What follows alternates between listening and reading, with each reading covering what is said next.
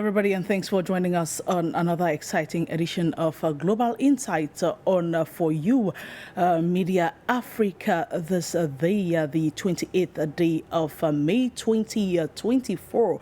And today we are going to be talking about the latest happenings in Burkina Faso, one of the countries in West Africa that suffered from a coup that saw military leaders take control of power in the country. Now, the military transition in Burkina Faso is not ending anytime soon after an approved new charter stipulates that the current authorities will stay in power for another 5 years. Participants in national talks last Saturday that included civil society representatives, the security and defense forces and lawmakers in the Transitional Assembly proposed extending the transition back to democracy by 60 months from July, according to the charter. The charter also allows Captain Ibrahim Traoré to run for president when the elections take place. The national talks in Ouagadougou were, however, boycotted by most political parties. Now, this latest development comes as the military was due to end its stay in power with an election scheduled for July this year. The military had promised to hold elections soon to restore civilian rule, but also said that security considerations would take priority. They seized power in a coup in 2022, accusing the elected government of failing to keep their promises. Now, it is worth noting that this extension of power of the transitional military government came just a few weeks after Burkinabés marched on the streets demanding for Captain Ibrahim Traoré's mandate to be prolonged. Now, what then is in play for the West African country with this turn of events? So that's what we are going to be looking at this day on Global Insight, the latest development in Burkina Faso. What is taking place or what is going on in Burkina Faso that the transitional military government, its mandate has been extended by 5 years, to be precise, by 60 months, as the text of the charter says in Saturday's talks. So that's going to be our topic of discussion this day on the program. Don't go away, stay with us as we continue to take a look at what is happening around Africa and precisely in Burkina Faso.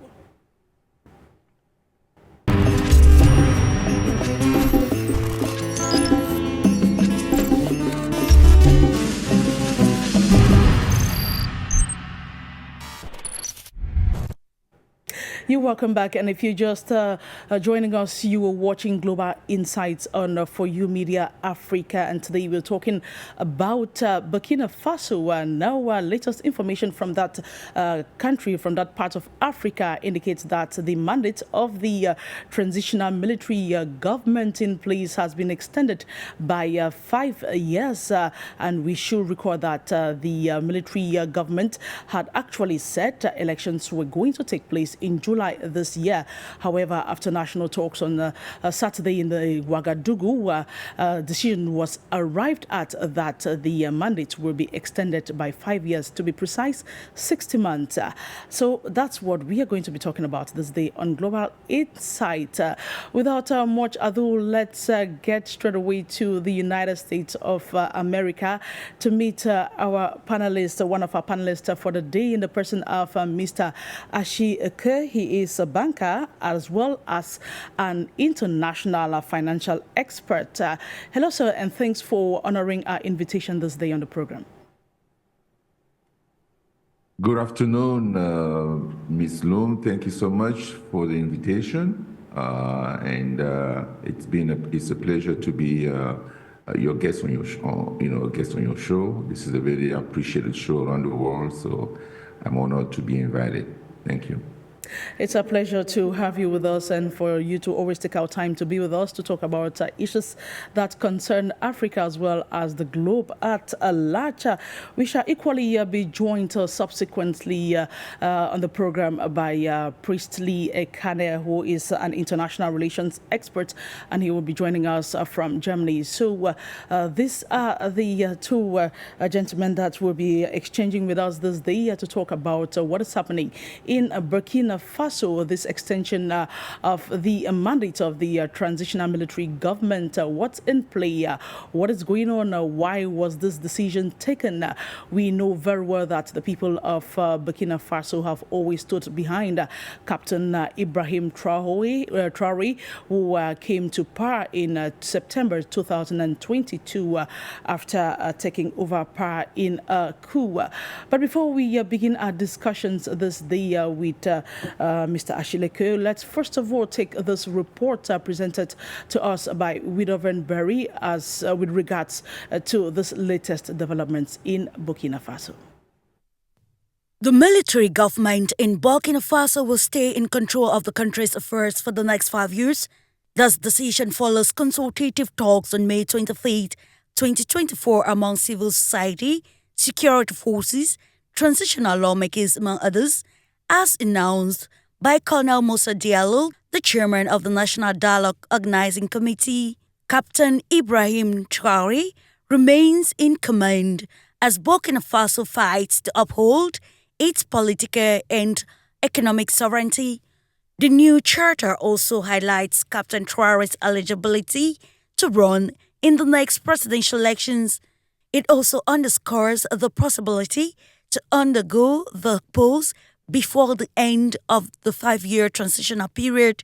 Since assuming power in September 2022, Captain Ibrahim Traoré has been tasked with navigating complex security challenges as a significant portion of the country's territory remains outside government control. According to report, Burkina Faso continues to face violence from Muslim extremists associated with Al-Qaeda and the Islamic State group, leading to a widespread displacement and a humanitarian crisis. In an effort to address these security concerns, the transitional president emphasized that patriotism will be the primary factor in the appointment of deputies, underscoring the importance of the country's people in achieving full sovereignty. The transitional government initially planned to hold elections by July 2024 to transition Burkina Faso back to civilian rule, with Traoré being able to participate as candidate at the end of the extended transition period. However, the current geopolitical situation in the country necessitated the extension of Captain Ibrahim Traoré's mandate. The extension of the term highlights the ongoing challenge of restoring stability in Burkina Faso amidst persistent security threats. Burkinabés have welcomed the decision, praising the military ruler as the liberator of the nation. Thank you so much, WIYDORVEN BERI, for that report. Now, Captain Ibrahim Traoré has been given the go-ahead to run the country for another 5 years, as he is the one who heads the transitional government of that West African country right now. So the national talks in Ouagadougou on Saturday has given him and his government to rule the country until after 60 months, when elections will be prepared and conducted. And he has equally been given that opportunity to run for president after this transitional period comes to an end. Now let's get back to Mr. EKEU. Now, Mr. EKEU, taking a look at this latest development in Burkina Faso, what are your general thoughts on this? Did you see this kind of decision coming from Burkina Faso? Well, thank you, Ms. Lum, for the question. I think it was to be expected. I mean, at least from my point of view, right? I think You know, the situation in Burkina Faso got better with President Traoré in charge, and compared to what it was, when he took over, because that country was like 80%, conquered by terrorists, and he had to do an exceptional job of fighting those terrorists, and that most people think they are financed by European, all these European countries that are coming behind us and telling us, what we need to do. And they've been, especially France and United States, they've been in those areas in the Sahelian region for years, but they haven't done anything whatsoever to prevent the catastrophic situation that has happened in those Sahelian countries. So what I think the people of Burkina are saying is that they like what the President Ibrahim Traoré is going. They appreciate the successes that he had, and they want him to continue, and so that's why they gave him 5 more years, and also gave him the possibility of being a candidate, a presidential candidate after that 5-year time period, which is a statement of trust, and so they think it's important that he remains in power and keeps the fight going, and get better results. So there's a hope, and I think it was something not to be expected, at least from a standpoint of view. All right, thank you so much, Mr. EKEU. Now, let's say you mentioned something about Burkina Faso experiencing some changes with regards to security ever since Captain Ibrahim Traoré came to power. Would you say that with him staying there, the country is going to experience better days? And if you want to evaluate Burkina Faso from the time Ibrahim Traoré came to power and present day, what analysis can you make about that? All right, so thank you for the question. Well, since Mr. President Ibrahim Traoré took over the country, in September 2022, he has, done several things. First, he prioritized the fight against terrorism and the restoration of security in the country. President Traoré has reorganized the defense and security forces. It has acquired new military equipment and recruited about 10,000 Army and Navy officials. He has also strengthened cooperation with neighboring Mali and Niger to combat terrorism. Secondly, he has demonstrated a commitment to austerity and anti-corruption. So President Traoré opted out of receiving a presidential salary, and keeping his military captain salary instead. So, so ministers, also in his government also gave up 50% of their salaries to the National Solidarity Fund, to help displaced people.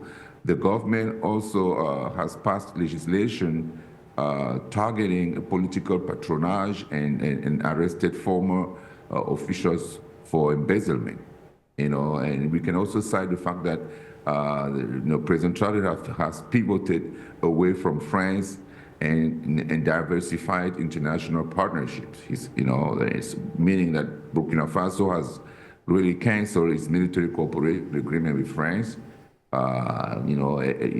They've expelled the French troops and the French ambassador, and also expressed interest in strengthening ties with Russia, Iran, Turkey, and Venezuela, to name a few.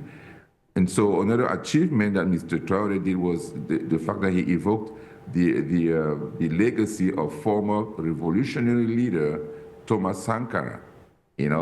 So President Traoré, his government have demonstrated, admiration for Sankara's ideals. With Prime Minister Kielem de Tambela declaring a commitment to following Sankara's vision for development. We can also talk about, the launching of big development projects in the country. meaning that despite the security challenges that the Burkina Faso is facing, President Traoré's government has initiated some infrastructure projects, like for example, the construction, of a new airport in Ouagadougou, and also, the construction of gold refineries, in the country, so they can refine the gold and sell it directly instead of letting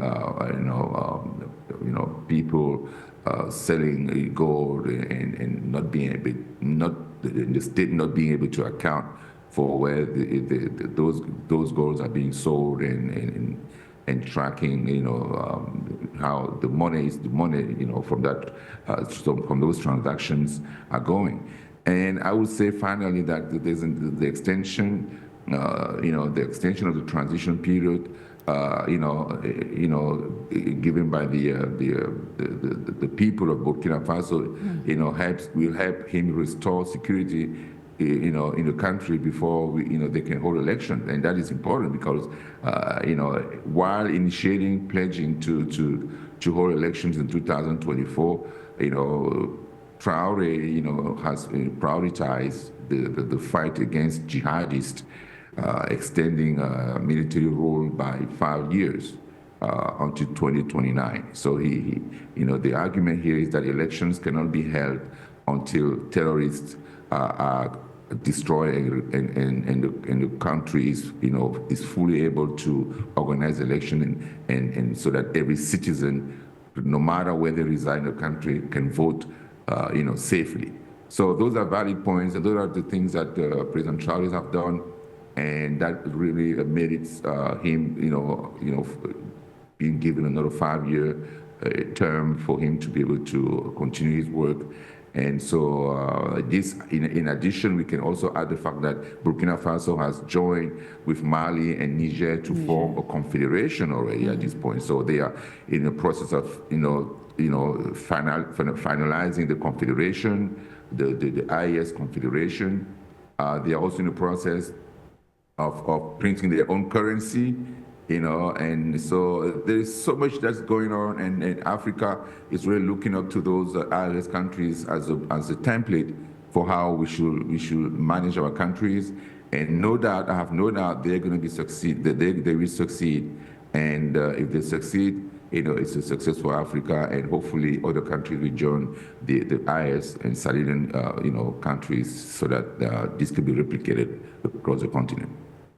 Right, Mr. EKEU, thank you so much for that analysis. Now we are going to come back to the issue of creating their own currency. But before then, we know that Captain Ibrahim Traoré actually came to power through a coup, because some of the reasons that were advanced was that the democratically elected leaders were not doing enough for the country, especially the jihadist attacks that had been ongoing in the country and crippling the country security wise. And you also made mention of the fact that France, Burkina Faso has actually moved away from some of its foreign partners, especially France, that they have actually sent the French military out of the region. And now let's take a look at the relations that Burkina Faso has now made with other international partners, especially Russia. And in light of this move towards seeking security support from Russia over Western nations, what geopolitical shifts and implications can be expected in this region, that is in West African region, especially in Burkina Faso, particularly in terms of international relations and military alliances?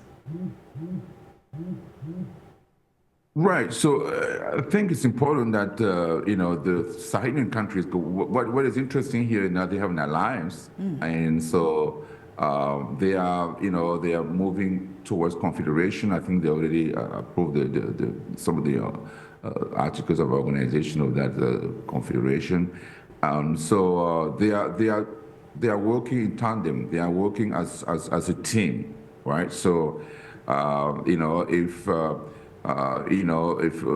Burkina Faso is attacked by terrorists, they can have all the different support from within the Sahel countries. Niger can help, Mali can help with weapons, with all kind of satellite images, or all kind of military equipment that each one of those countries have. So if Niger has a strong relationship with Russia, if Mali has a very strong relationship with Russia, and the weapons and the tools that they have, it can be shared among all three countries.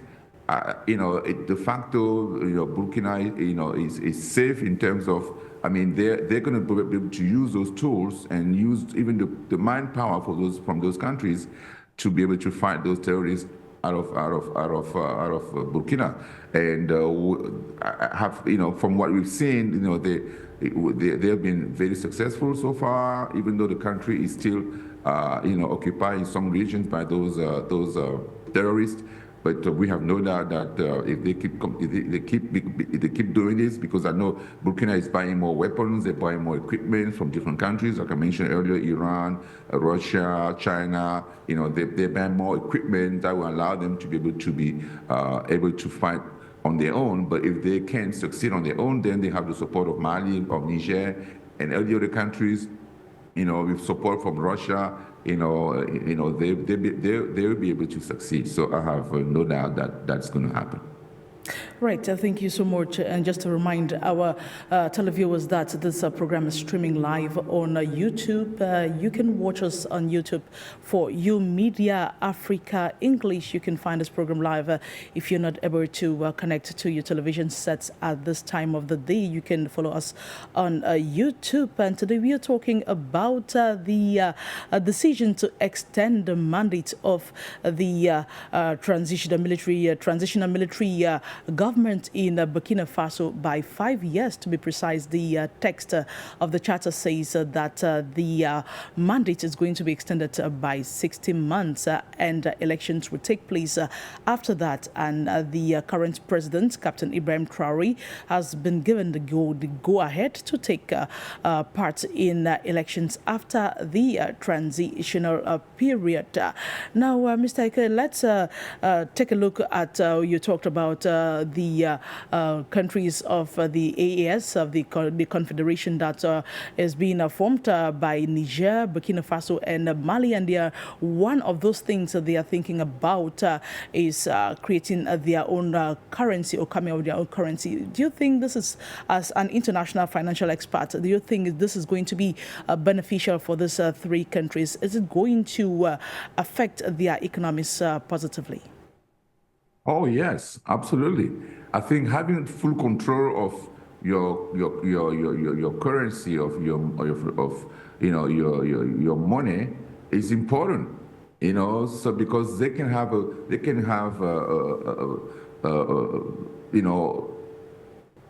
an economic or financial policy that they control fully, especially when it comes to finance. If you don't control your finances, you don't control your currency, then you really have no control over the economy. Because look at the situation with CFA, the CFA franc we have right now. France is controlling the CFA franc. They've been at it since 1945, when General de Gaulle signed that decree to create the CFA franc. And so since that time, France has been taking our resources for free because they don't want to print the money. Somebody prints some papers and sends those papers to you, and then take your resources and enrich themselves. And then in every transaction you do around the world, they have to take 50% of that money and invest into the different stock markets, so they can reap the benefits of all that money. And so, it's just normal, it's just obvious to me that the signing countries should, once they've left ECOWAS or the ECOWAS organization, it's just a matter of time for them to be able to have their own currency. They already stated that they're working on it, and they're going to come one day and just let us know that the currency is on, is a go. And that will give them the power to manage the economies, to be able to transact with any other countries in the world, to be able to decide, the different, approach or political or financial financial policies that they're going to be using with regard to that money, to that currency, and see which alliances they can build with other currencies around the world, so that they can reap the best benefit, from transacting with other countries. Now, if they even get into the BRICS, organization, that's going to be even better, because BRICS people encourage de-dollarization, meaning that countries should be transacting, with their own currencies. They don't need the dollar, anymore to be able to buy several, different goods like gas and so on. So they're able to transact using their own currency, whereas the CFA people, the CFA countries cannot do the same because they don't own that money, and France still have a 1,000% ownership on that currency, and the different accords that France signed with all these, CFA countries are going to be a hindrance for those countries to be able to grow their economies, because they don't have absolutely no control over that currency. So definitely it's a plus for Burkina Faso and the Sahelian countries. Right. We are hoping that most countries in Africa, especially the countries that are glued to the France CFA, can also think of a way of coming up with their own currencies to gain that financial independence from the Western countries or from the outside countries, so much so that they can control their finances within their means, and how it's going to be beneficial to them, like you rightly mentioned. Now, let's turn a little towards ECOWAS. We know that Burkina Faso, being one of the countries where a coup occurred in 2022, the sub-regional bloc actually laid out sanctions on these countries, especially Niger, Mali, Burkina Faso travel, as well as economic sanctions on these countries. Now, how do you think ECOWAS is going to react? Because as it stands, as of now, ECOWAS, we haven't had any reaction from the regional bloc, that's the Economic Community of West African States, ECOWAS, with regards to this decision to extend the mandate of the transitional military government by 5 years. How do you think the regional bloc is going to react to this decision by Burkina Faso? Really, I want to say, who cares? Seriously. I want to say, who really cares about what ECOWAS have to say? These three countries have left ECOWAS. They've said so. They've written to that organization, and they don't listen to whatever's happening there anymore. So they have their own agenda. They really don't, whatever. I heard that President Tinubu has put together some panel of experts to try to bring back, and they're not on that level anymore. They are in a different realm now. They're in a different phase, and they're different world. They don't want to deal with all these people anymore. They're tired of just being infuriated to France using ECOWAS as a tool to subdue all these countries, to determine the economic path, and to create all these disaster that they wanted to create. Even trying to go to war. Can you believe that? ECOWAS is an economic organization. It has nothing. It has no. It cannot make any decision. In his statute, it can't make any decision regarding to suspending a country, let alone going to war. It's just inadmissible. And to see this organization being manipulated by France and the Europeans and the Americans, it's just it's a shame. It's a shame. It shows that the leaders of that organization have no backbone. They don't know what they're doing. They're just pawns. They're just being used for the purpose of satisfying their colonizers. It's just incredible what we're seeing last year, and with those decisions to try to go to war, and with Niger trying to bring back the former president who was toppled. That's not ECOWAS responsibility. It's not part of the agenda. They're not have never been created for that purpose. They have to stick to those purposes. All these sanctions that they've been, putting on those countries, on Mali, keeping their, keeping their funds, keeping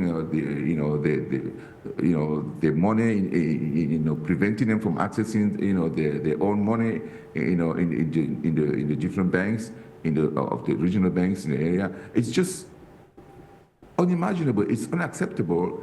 And we, as people in Africa, understand that, we don't want to see that kind of scenario happening again, ever. So any organization that is infiltrated, it's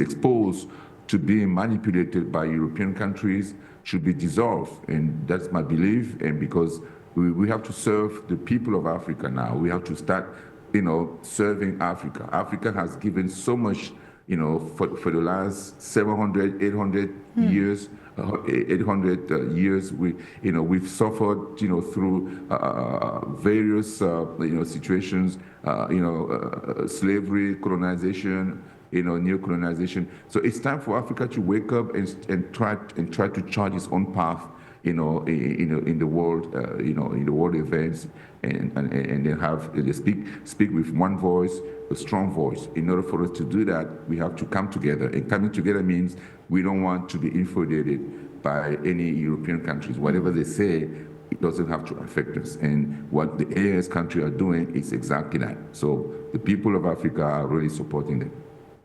Right, and just to add to what you're saying, I think the fact that Niger, Mali and Burkina Faso decided to quit the regional bloc or the sub-regional bloc, ECOWAS, should have come as a wake-up call to all those blocs on the continent that are not there to stand for their own people, because these blocs or these organizations were created to solve the problems of the people. But then if they are not able to solve the problems of the people, then of what use are these organizations or these blocs to the African people?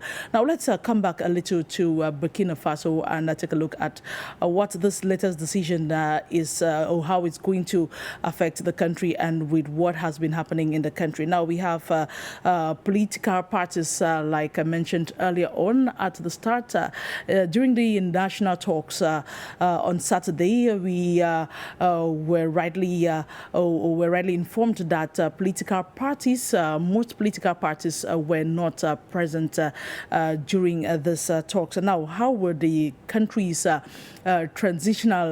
Burkina Faso's transition extension resonate with other West African countries? Well, that's another question. I diverted a little. I want to talk about political parties now, considering the divisions among these political parties in Burkina Faso, because even being the opposition political parties, they still do not stand in Africa, something that is very common in most African countries. The opposition is always there and they don't stand as one. They are even divided amongst themselves. So with these parties, a division within these parties in Burkina Faso over the transition extension, how will the lack of broad participation in the national consultations impact the legitimacy and inclusivity of the decision-making process? Because for any country to move forward, all parties have to come together and put their hands on deck to see how they can move forward. Well, listen, Miss, look, this is another, I mean, I don't want to use the word stupidity that people do in our continent. You are a political organization. The country is being hijacked by terrorists. 80% of the country has been taken over by terrorists. And you are not saying, you're still worried about elections. If this is not stupidity, I don't understand what it is. Who is going to be voting? Where are people going to be going to vote? 80% of the country is surrounded by terrorists, and yet you're still trying to get elections. So how people are going to get out, to vote? They can't eat. They can't. They have been displaced around the country. People are dying of hunger. But those are selfish people, and those people are usually, people that the French and the Europeans are pushing, because they don't want the country to be stable. the reason they don't want these things, the president, President Traoré to succeed is really because they don't want those countries to succeed so they can have control and use their resources to their advantage. That's all it is. It's just those are resource-hungry countries that are looking to grab, to steal our resources, and for generations. And so when I listen to that kind of, people, not happy because there's no election in the country. Well, we've been having elections for how many years now? What is the results? What are the results of these elections? Those civilian people, they're just there to steal, to sell their countries to the Europeans. Really, it just bothers me. I don't even want to talk about these people. It's just unacceptable, But if somebody comes in your house and surrounds your house and tries to, to take over your house, the first thing to do is to fight them. You have to fight those people so you can have the freedom to sleep well in your property, in your house, in your property, and then so you can have a plan, now to educate your children, to send your kids to school, so you can implement whatever you want to implement within, your boundaries. But if you have no way, somebody's coming and hijacking your house, your property, you can't go anywhere, you can't do anything. How are you going to be able to go to school? How are you going to be able to go to work? How are you going to be able to do when those people are there? You have to fight them first, and that's exactly what the country needs to do. Burkina Faso, Mali, all these surrounding countries, they are being attacked by terrorists that are being supported by Western countries, and they're being given weapons. Where are those weapons coming from for these terrorists? Where are they getting weapons? They're coming from those European countries. So they're using satellites today. They're using drones. They're using all kind of equipment to continue to attack those countries that have not enough. They don't have enough resources to be able to spend on fighting wars. So, and this has been started by France, Great Britain, and the United States, when they decided to destroy Libya and kill Colonel Gaddafi. That was in 2011, right? So once they did that, they opened a floodgate for these terrorists to come, in the continent, to go everywhere in the continent and create and wreak havoc everywhere in the continent. So today they don't want to be accountable for that. They just want to put everything on the heads of these presidents, these military governments in those countries. But they don't want to recognize the fact that those military state or military government, they are succeeding in their fight against those terrorists. Look at Mali. Mali has done a phenomenal job at pushing out all these terrorists and acquiring the equipment, acquiring all the tools that they need to be able to fight those terrorists. And so when I hear those small political parties, argue about power, all that stuff, I look at it and say, hey, it's just stupidity. I mean, I don't know what else to say. Sorry about that. Yes, Mr. EKEU, I think that's a phenomenon in Africa that Africans have to be schooled on, this issue of political parties not wanting to stand together with the government in place, if at all that government is for the people, because we are looking forward to governments that have the back of their people, that are there to serve their people, like what is going on right now in Burkina Faso, where Captain Ibrahim Traoré taking over power to try to fight against terrorism in the country. And now we have these political parties who don't want to adhere with what is ongoing in the country and actually accept that with the military being in place, things are getting better for the country. So now, how we are taking a look now at Africa as a whole, because this is something that cuts across the continent. How can we make the people of Africa understand that we must not, let me put it out this way. Do you think that Africa needs to follow the form of democracy that has been practiced in the Western world, or Africa has to chart its own way towards coming up with its own kind of democracy? Absolutely. Africa has to chart its own way. Democracy is an illusion. There's no democracy anywhere. It's democracy is some kind of illusion that is, they're selling African countries when it's important, when they want to, control them. Other countries, they don't talk about in democracy, for example, those Arab states, like, Saudi Arabia, Qatar, what is democracy there? There's no democracy in those countries, so they don't talk about democracy in those places because they need the oil, they need everything that those countries have. But when they come to Africa, hey, these black people, who cares about them? And so they don't really respect us. And so they put that democracy up there, human rights, democracy, for everything that's happening in the country, somebody has to find some person who's going to say, hey, there's a human rights violation here, and then the Human Rights Watch comes out with its report, Amnesty International comes out with its own report, everybody comes out with a report about Africa. But look at the U.S., where I live. There's people being killed all the time, police brutality, people being killed all the time, and we don't hear anything about human rights abuses, right? So you go to France, we saw what happened with those people who were manifesting, the Gilets jaunes. How many people have been killed? Nobody said anything about human rights abuses. Nobody said anything. Look at these Arab countries, violence all the time. Women. It's just unacceptable. But no one raises a finger. But when it comes to Africa, oh la la, you have everybody that is an expert. They're going to have big reports about Cameroon, there's human rights abuses because Cameroon is trying to fight some folks who are secessionists who want to secede. They're separate from the country. No, we can't do that. It's human rights abuses. Everywhere they go, they did the same thing in Sudan. They did the same thing in all over the country. That's what they do all over the continent. That's what they do. So because that serves their interest, dividing us more so that it can prevent our unity is of utmost importance to those European and Western countries. So it depends on us now to decide to chart our own course, and we have to figure out how to organize our countries.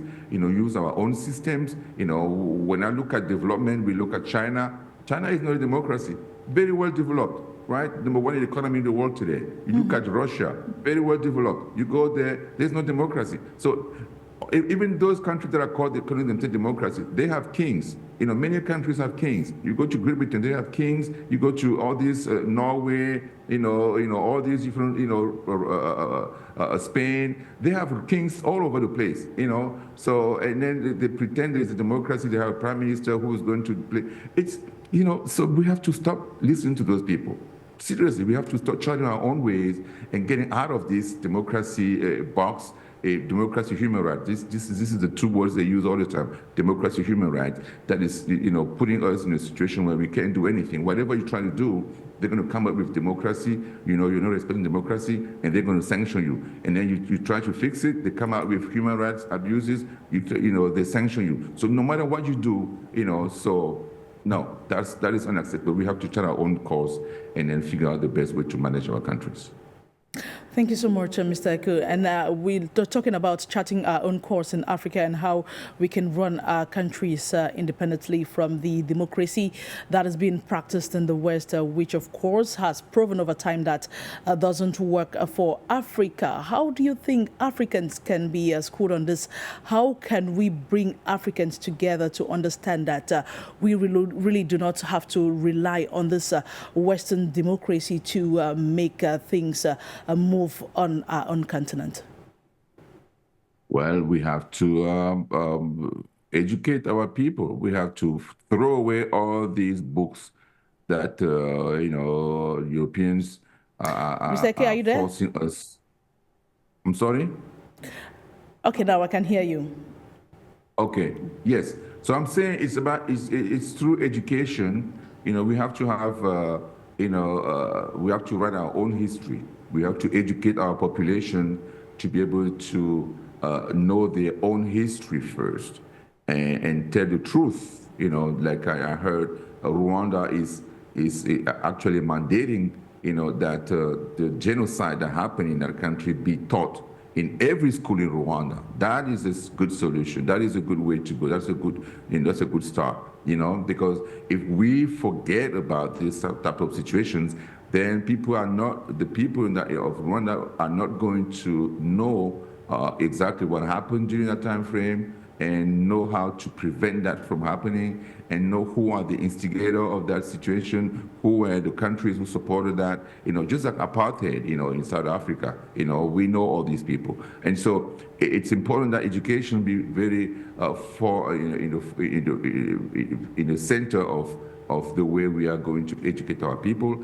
And so by doing so, we are going to raise a new generation of people who are very tuned to their history, what happened, and to their forefathers and things like that, so they can better understand the future, and then live in a world that is that's of their own creation.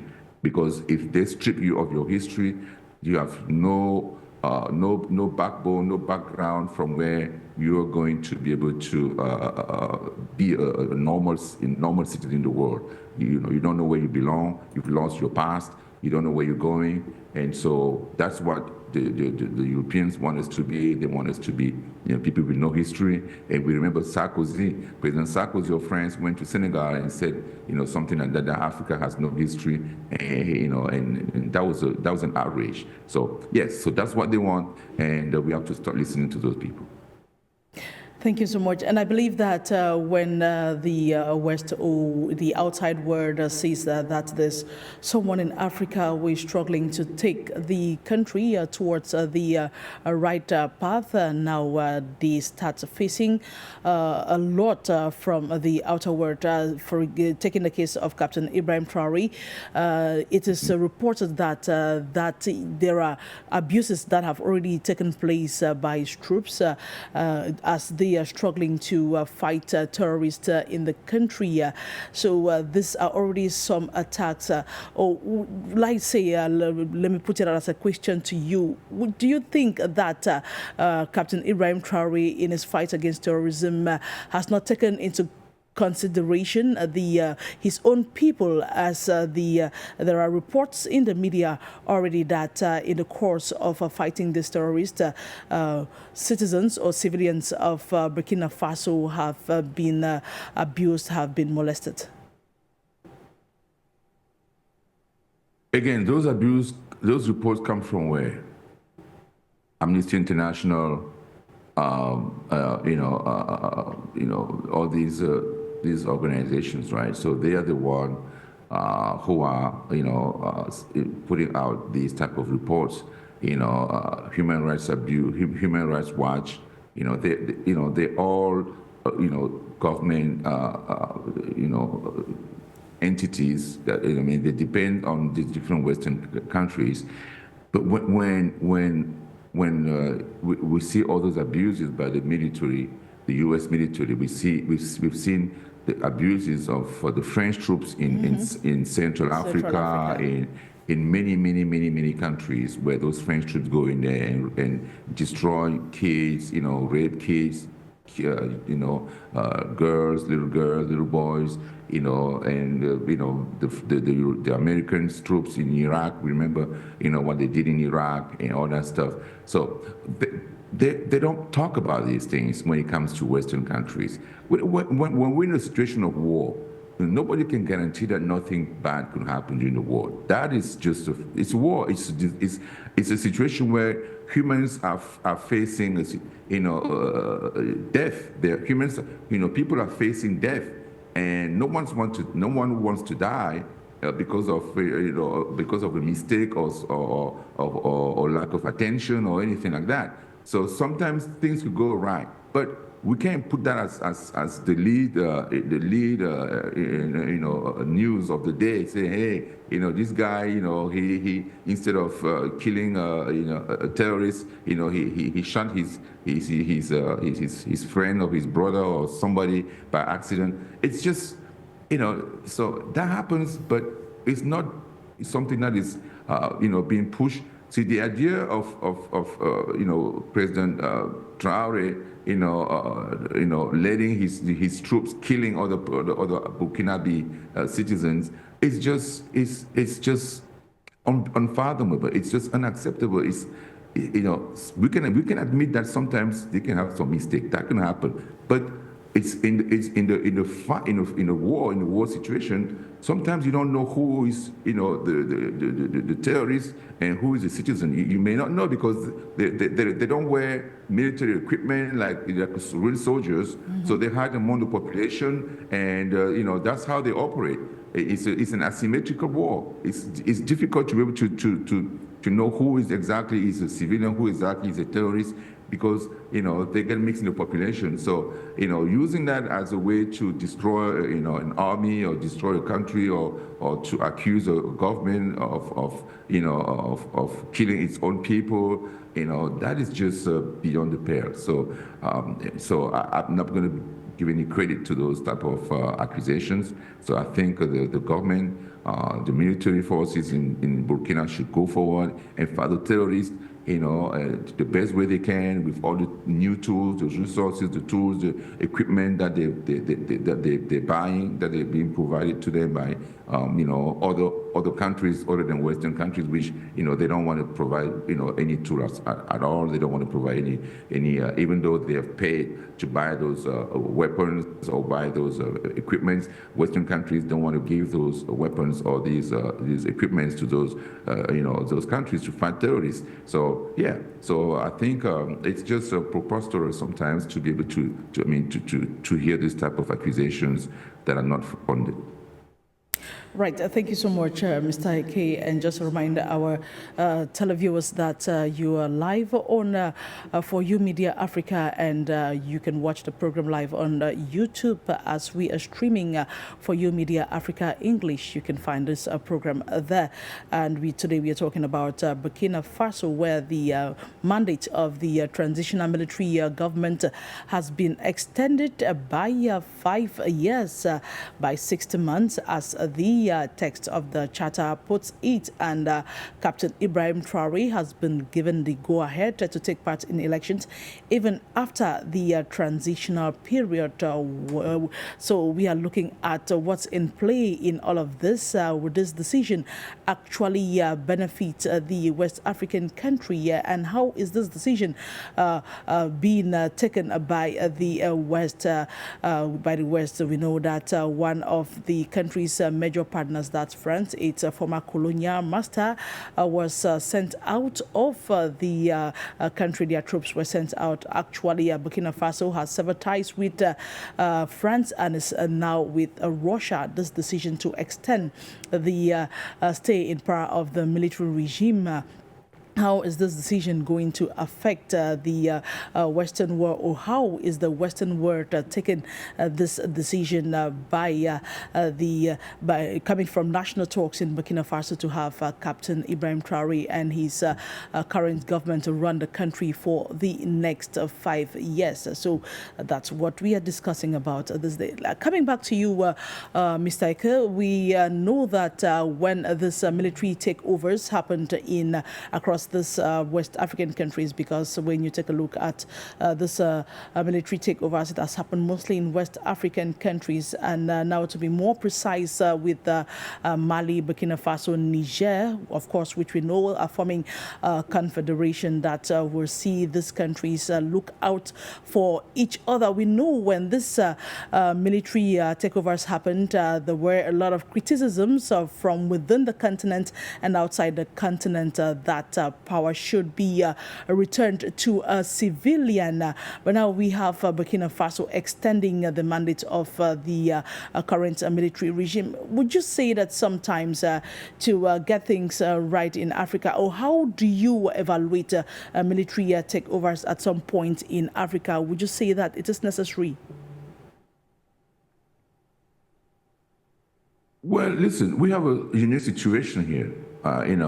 Before France and United States and Great Britain destroyed Libya and killed Colonel Gaddafi, we weren't facing this type of situation. I mean, it's just It's just, and they were warned, and some of the leaders in Africa, especially, I believe, the former Niger president, warned Mr. Obama that if they destroy Libya, it's going to wreak havoc in, the whole continent, the sub-Saharan continent, the Saharan countries, principally. And so they didn't listen to him. They pretended that, they decided to go forward and continue with the actions of destroying or killing the President Gaddafi. Right. So and so they have those military coup. Those military coup, are not happening in the vacuum. They had civilian leaders in those countries for years. While those terrorists were invading the country. Those civilian leaders haven't done anything. France brought its own troops in Mali, in some of many of these countries, but did nothing. For example, look at Mali. Mali was invaded, about 20%. Of the country was invaded when the French troops arrived in Mali. And by the time they were kicked out, they were asked to leave, the country was invaded at 80%. And so, and the military people, the Mali military who was fighting those terrorists, when they got to Kidal, which is one of the strongholds of terrorists, in Mali. The French troops. The French troops prevented them from killing those from killing those terrorists, and dislodging them in that area. So it's a lot of things that are happening, and France has been accused, by the way, by the military government in Mali, of supporting those terrorists. They had evidence they wanted to show the world. They want the United Nations to have a special session, for them to be able to show the proof that they had against the French government supporting those terrorists. So they have all the reasons to stand up, to those invaders, to those colonial powers, and protect their country, protect the livelihood, protect the citizens. There is no, I fully support those military, governments, because, thanks to them, they are now winning. The terrorists are the ones running around now. They're now winning, that fight. And the more time they get, the more equipment they get, the more, information they get about the terrorists. They're able to put together strategies, and then getting into an alliance, which is one of the best decisions, African countries have taken, in a long time. Getting together to fight,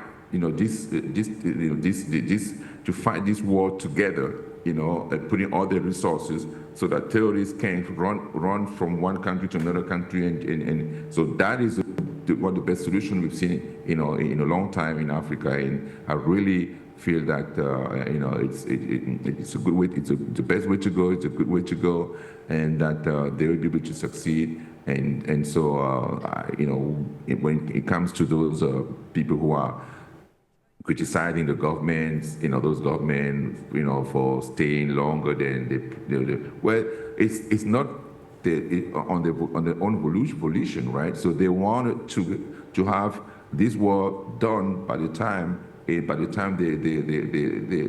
expected to pass, to leave the leadership, and pass on and organize elections, and then have some civilian, take over. But the fight is still ongoing. The terrorists are stronger than ever. They have more equipment, they have more tools, more resources, more weapons. And so what do? Do we, organize, stupid elections, in different areas where people can vote, and then elect somebody who has no legitimacy, who's a civilian, who is another pawn of the French and the Americans, so they can put the country, at the risk again? No, I think they should stay in power until this situation is solved. There is no urgency for a civilian leadership in those countries, because those civilians have shown they don't have the character to be able to fight this type of wars. And so they have to stay there until the job is done.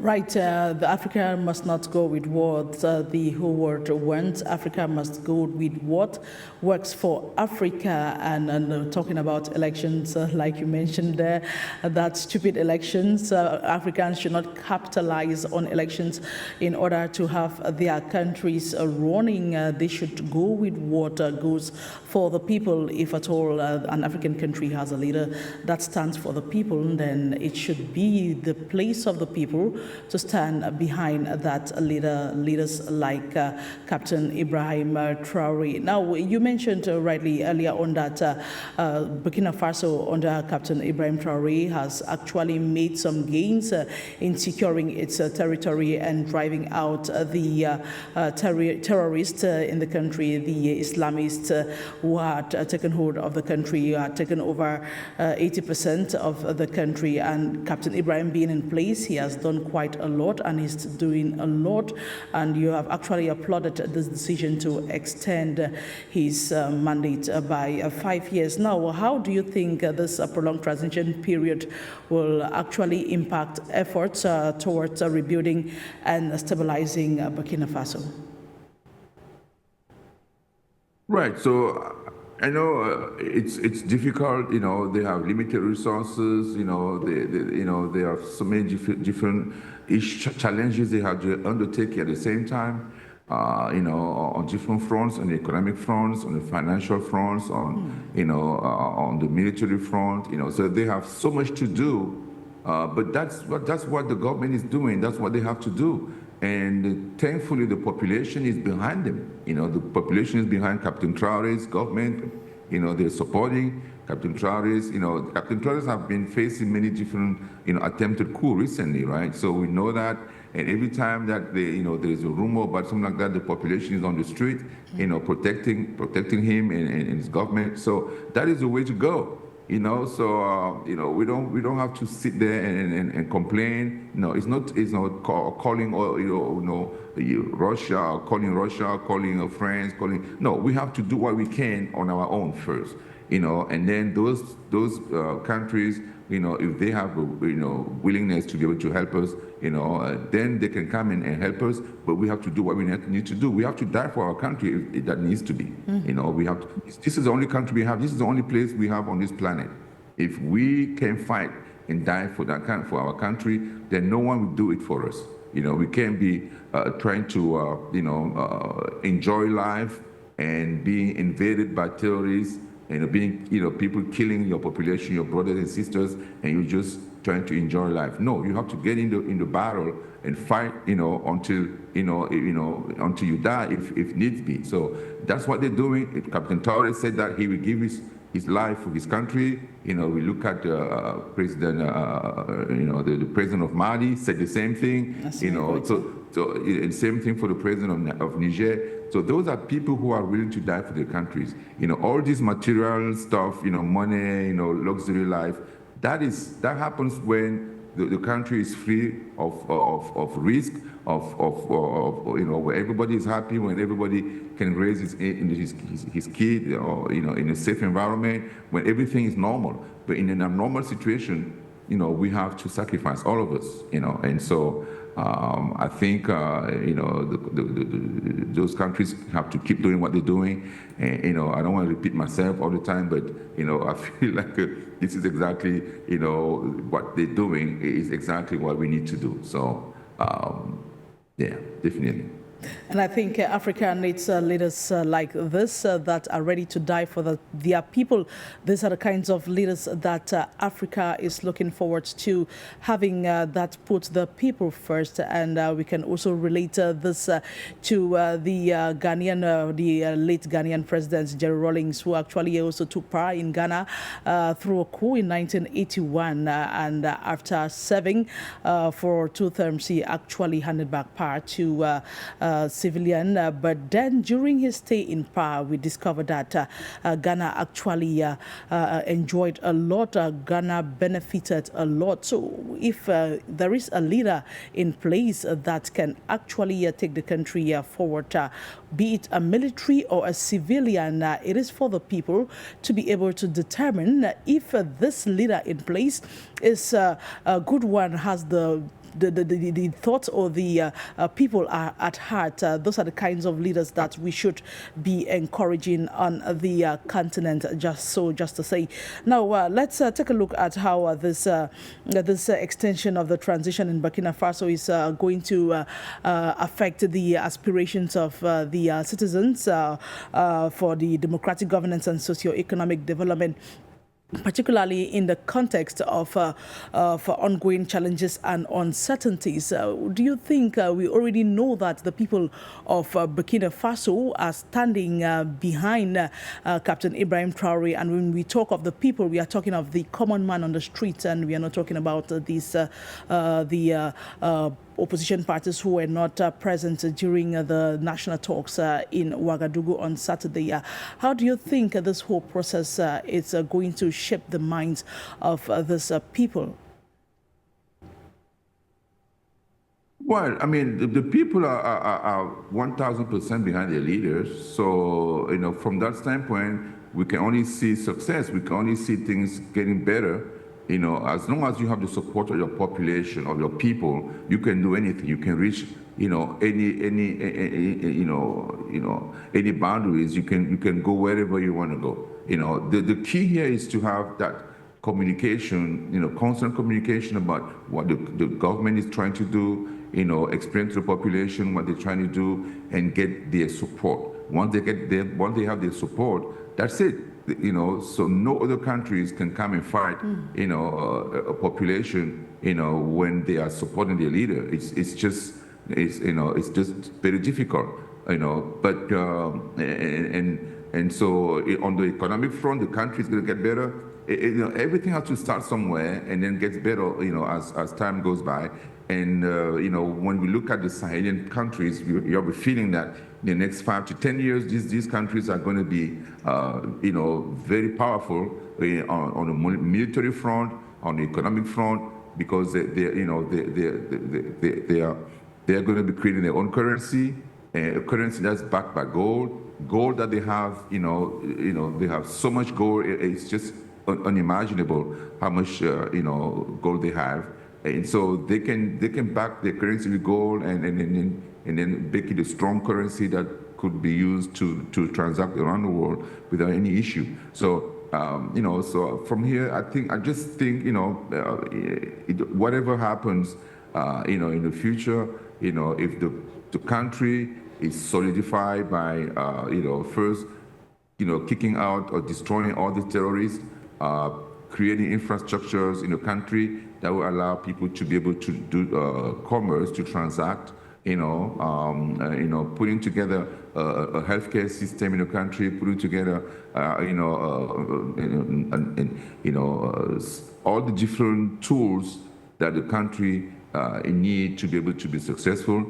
I think in addition to the alliance that they have, in addition to the fact that they have been fighting wars and they've been to war, they know what war looks like, they know how to protect their countries. They are just going to be way better than many other countries that are not doing the same thing, and especially the CFA countries. So I believe that the future is going to be bright for those countries in the future, in the short term, and I think they have to keep doing what they're doing.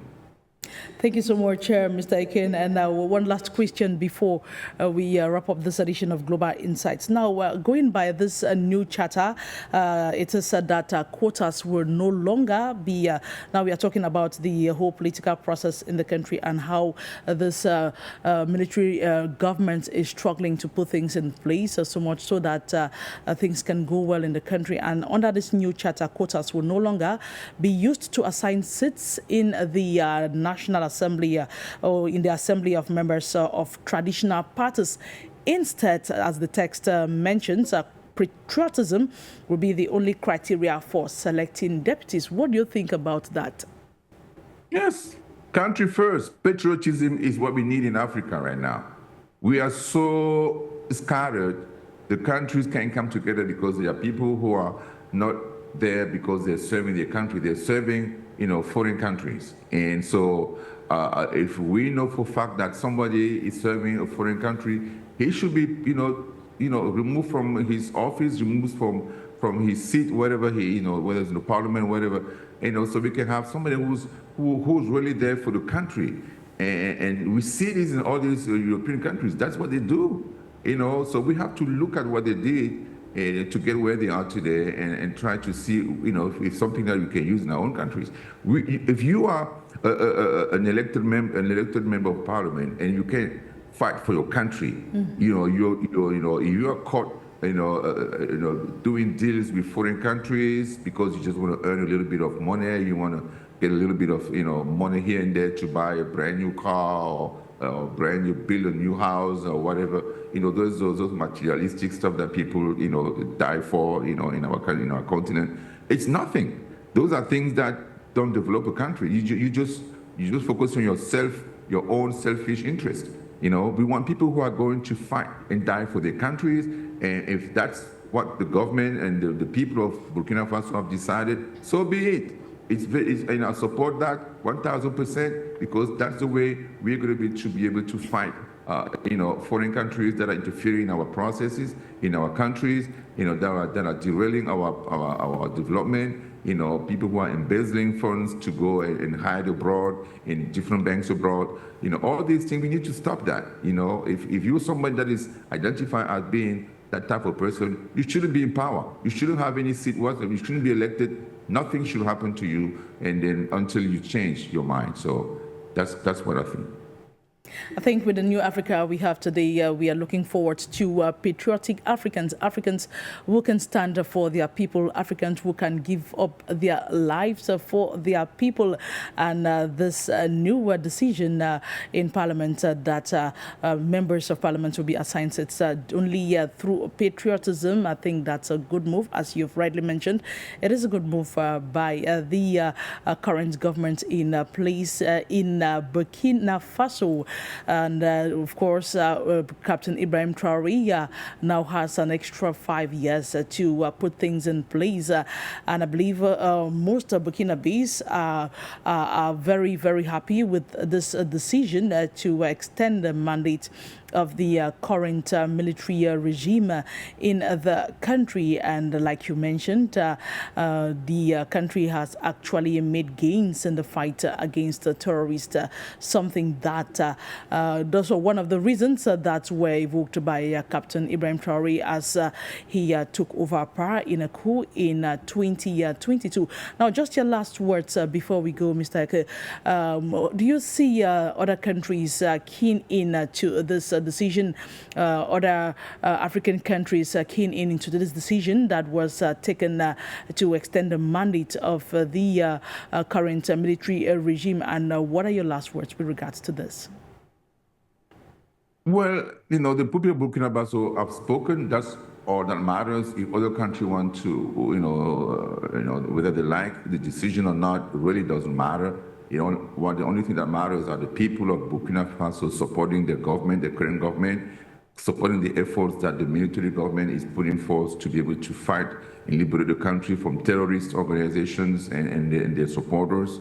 So that is what matters. So, anything, outside of Burkina Faso, it's really, marginal. Nobody should listen to that. It's just talk. And, as I've seen, we've seen the ECOWAS, leaders trying to bring back all these, IOS countries into ECOWAS, for what purpose? They've said clearly that they don't belong in that organization anymore. They don't want to hear about ECOWAS. They don't want to hear about people coming to negotiate to bring them back. They don't want to hear. They're in a different path, in a different level. They're putting together a confederation. They're creating their own currency. They're forging alliances that are very strong militarily and economically in the future. So they're in a different path. And, so all these talks, behind the scenes, just noise. And I think they shouldn't care, about what those, inferior leaders are talking about.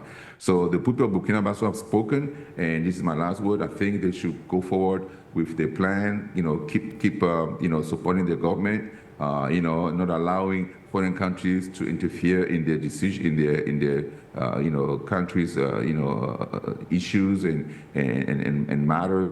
So they should be able to, to conduct themselves as, great citizens of the country, of their countries, and not, allow people who have sold out, who have sold their souls to Western countries to hold any position in the government or any position whatsoever when it comes to leading the country. So good decisions. I support what Burkina have done, and these are countries that we are looking forward to imitate.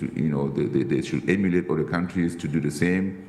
And once we get to that point where you can unite and have this, the same vision, Africa is going to be free from these colonizers and these, these terrorists and their acolytes and friends who are trying to, keep Africa in the darkness for the next, 1,000 more years. So that's what I have to say. Thank you so much for the invitation. I appreciate it. Thank you so much, Mr. ACHILLE EKEU. He is a banker and international financial expert in the United States of America. I want to thank you so much for honoring our invitation, and we are looking forward to having you in subsequent editions of the program. Thank you so much. Televiewers, it is on that note that we call it quits on this edition of Global Insight. It's always a pleasure to know you out there, and we are here to serve you. And we have been looking at the current situation in Burkina Faso, where the current military regime has, the mandate of the current military regime has been extended by 5 years, so much so that the country can chart a way forward towards elections, maybe or maybe not. And of course, the current government is in place, has been doing what it can to fight against terrorism, like our guest rightly said there. Do not go away. Don't forget to join us once again on Thursday for another exciting edition of the program. Until then, you have a lovely moment in the company of more programs on For You Media Africa.